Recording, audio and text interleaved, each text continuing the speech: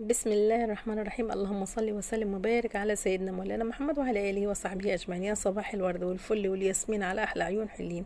يا رب كلكم تكونوا بخير وبصحه وعافيه ورضا من الله سبحانه وتعالى. اتمنى لكل اخواتي واحبتي في الله ان هم بدعي لهم بالغيب بظهر الغيب، وان شاء الله يا رب كلنا ندعي لبعض بظهر الغيب بكل خير يا رب العالمين. النهارده ان شاء الله حبيت اوريكم فيديو بقى روتين جامد جدا بقى كده. يعني قلت دي اول بداياتي لتخزين وتفريزات. كل سنه وانتم طيبين بقى. بجهز نفسي لتجهيزات رمضان. والفتره ديت ما شاء الله الخضار حلو ورخيص. طبعا انا رحت السوق، طبعا الخضار اللي جنبنا غالي حبتين، فقلت لا انا هدبر واوفر ان شاء الله وكده. كمان خليكي شاطره كده ودبري ووفري وروحي السوق. والله العظيم هتستفادي بفلوس كتير قوي انت وفرتيها، انت اولى ولادك بيها. تمام. طبعا النهارده انا قلت ايه هعمل لهم، جبت من السوق طبعا مكرونه بقى ودبابيس وبانيه، وسلقت الدبابيس. وهنا كنت جبت الطماطم جايباها ب5 جنيه، والله العظيم جايباها ب5 جنيه زي الفل وحمرا وجميله. تمام. الخضار اليومين دول رخيص، فانت انتهزي الفرصه وروحي هتوفري فلوس كتير جدا. اللي توفريه حطيه في حصاله وشيليه الوقت عوزه.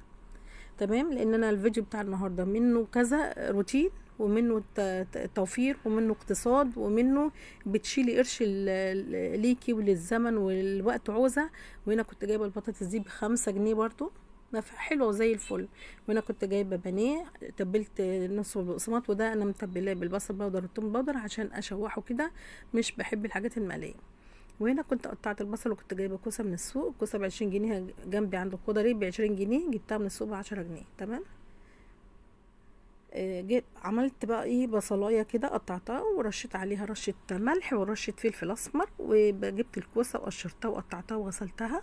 وبعدين هنبتدي نشوح البصل الكوسه بتاعتنا مع البصله، تديها تشويحه حلوه، بتبقى مفيده جدا جدا. طبعا انا حاطه معلقه سمنه بلدي.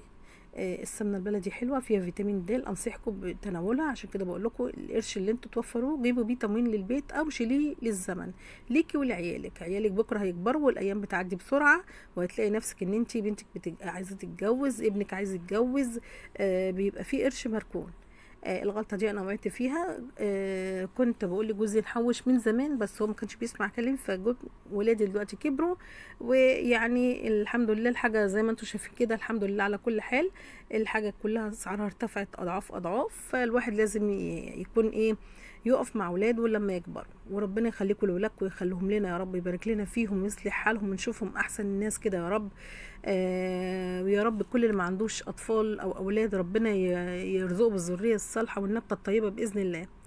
يلا لو وصلتوا معايا المرحله دي صلوا على الحبيب، قلبكم يطيب وحياتكم كلها تطيب. اللهم صل وسلم وبارك على سيدنا مولانا محمد وعلى اله وصحبه اجمعين. هنا كنت عملت الكيك، بقالي كام يوم كده عايزه اعمل كيك، وكل يوم ايه هتلاقي في الحاجه بتاعت البيت وبعدين اكسل ما اعملهاش. فقلت ان شاء الله، نويت وعقدت النيه ان انا ان شاء الله بعد ما فطرت كده قمت عملتها هي اول حاجه. تمام كده. بصوا ما شاء الله لسه مطلعه من الفرن بتاع لما برد، قلت اوريها لكم. ما شاء الله هشه وجميله واقتصاديه وموفره جدا. بصوا بقى الكيك اللي احنا بنعمله ده او اي حاجه احنا بنعملها في البيت. بص دايما كانت والدتي رحمه الله عليها ان كانت تقول لي دايما البيت اللي فيه دي عمره ما يضيق. فعلا دي حقيقه. لو هتشتري مع مشترياتك كده 2-3 كيلو دي وتركنيهم على جنب.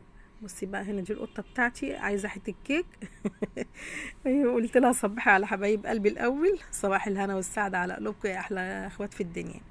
ما تنسوش بالله عليكم بقى تدعموني بلايك واشتراك حلو، ودعوه حلوه حلوه منكم كده تسعدني وتفرح قلبي. ربنا يا رب يسعدكم ويفرح قلبكم ويرضيكم كده ويرزقكم من حيث لا تحتسبوا، اللهم امين. وهنا الخضره كنت جايباها وغسلتها وجهزتها. يعني بصوا انا بص اوريكم الشقه بقى. يعني انا كنت غايبه عن الشقه بقى لي فتره، ورجعت الشقه لقيت زي ما انتم شايفين كده. ولادي بصوا بقى عاملين ايه، ما شاء الله يعني. ربنا يعيني بقى على الروتين اللي جاي ده.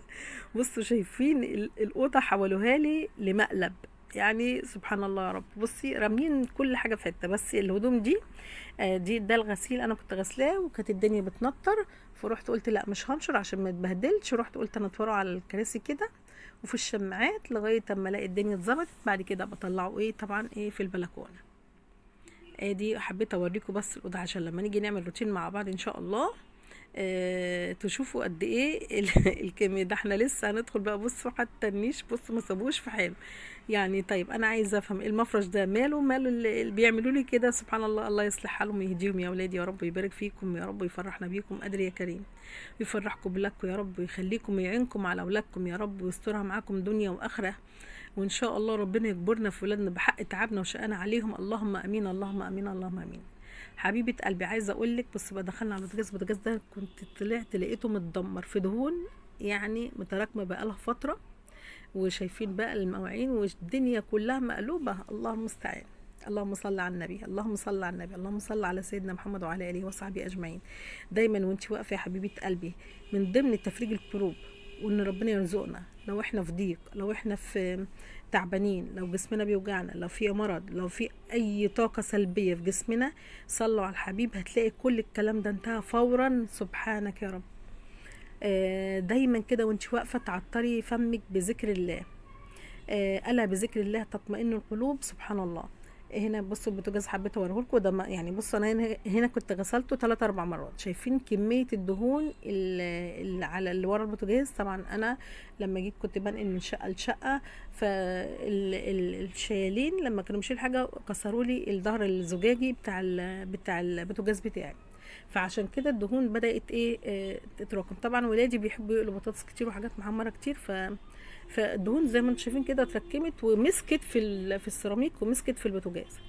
فدي تالت مرة اعملها. انا بالي طويل، ربنا يدينا الصحة ويديكوا الصحة يا رب، يعينكم على بيتكم يا رب، اللهم امين، ويخلي لنا اولادنا ويبارك فيهم، اللهم امين، ويجعلهم ذرية صالحة وطيبة يا رب، اللهم امين. بص بقيت الخلطة دي انا عاملاها في البيت بايدي انا، لان طبعا السيترس والكلام ده كله بيبقى غالي قوي جدا. ف عملت خلطة كده حلوة هبقى اعملها لكم في فيديو ان شاء الله. ببخ بخة واسيبها 10 دقايق كده واروح اعمل حاجة تانية. شوفوا بقى كل مرة على كده. شوفوا الدهون اللي كانت ورا البوتاجاز، بصوا يعني كده طلعت منها يعتبر 98%. بصراحة ايدي وجعتني. بصوا البوتاجاز بقى بيبرق ازاي، بسم الله ما شاء الله. حتة خلطة هبقى اقولها لكم ان شاء الله، او هبقى انزلها لكم في فيديو مخصوص حبايب قلبي. هنا بقى المواعين، طبعا كان فيكم مواعين قد كده 3 4 مرات. طبعا انا غسلت اللي غسلته وهنا كان في حبه باقيين. طبعا بعد ما خلصت البوتاجاز حسيت ان المطبخ كله نضف تمام. هنا بقى هنغسل المواعين مع بعض. زي ما قلت لكم ان الفيديو النهارده فيديو كله اقتصاد وتوفير. اللي هنوفره الجنيه. روحي السوق ما تكسليش، ما تجيبيش، ما تقوليش هجيب الخضره وتكسلي، لا استعيني بالله. وطول ما انت بتقولي يا معين يا معين، يعني حلوه قوي كلمه اسم الله المعين، يا معين ربنا هيعينك. وقبل ما ننام كمان نسبح 33 ونحمد 33 ونكبر 34، فذلك تمام 100. فدوت خير من 1000 خادم. سيدة فاطمة الزهراء رضي الله عنها بنت الرسول صلى الله عليه وسلم قالت لأبيها يا أبتي ائتني بخادم. قال ألا أدلك يا فاطمة على أفضل من خادم؟ قالت بلى. قال إنك تسبحين 33 وتحمدين 33 وتكبرين 34، فذلك تمام 100، فذلك خير من 1000 خادم صلى الله عليه وسلم. دايما قبل ما تناموا خليكم قبل يعني وانتوا على المخده كده تسبحوا كده. بتقوي، بتدي نشاط، بتدي قوه في البدن، بتدي سبحان الله صحه. لا اله الا الله يا ربي. يعني حبيبنا النبي عليه الصلاه والسلام علمنا حاجات فادتنا في حياتنا وخلت حياتنا كلها مليانه بركه ومليانه خير كده. سبحان الله عليه افضل الصلاه والسلام. فطبعا هنا بقى اللي كنت مطلعه الصينيه قلت حبيت بس اوريها لكم وانا بقطعها كده. صينيه الكيك برضو ده من ضمن الاقتصاد. عملت صينيه الكيك ديت كنت جايبه كيلو دقيق، كان عندي كيلو دقيق يعني باقي، كنت جايبه كذا واحد واخر كيس دي قلت ايه هعمل منه بقى صينيه كيك. بصراحه بتوفر لي عشاء وفطار. يعني طبعا انتوا عارفين الواحد يروح يجيب شويه جبن ب 100 جنيه، طب وليه؟ يعني هي الحياه مش حابه كده. فانت تخليكي شاطره كده وتقتصي وتوفري وتملي بيتك خير. كيس دقيق تحتاجي لهم ايه؟ تحتاجي لهم كوبايه سكر، كوبايه نص كوبايه الا ربع زيت، 3 بيضات مش 4 3، بس تنقي البيض كبير عشان تبقي توفري.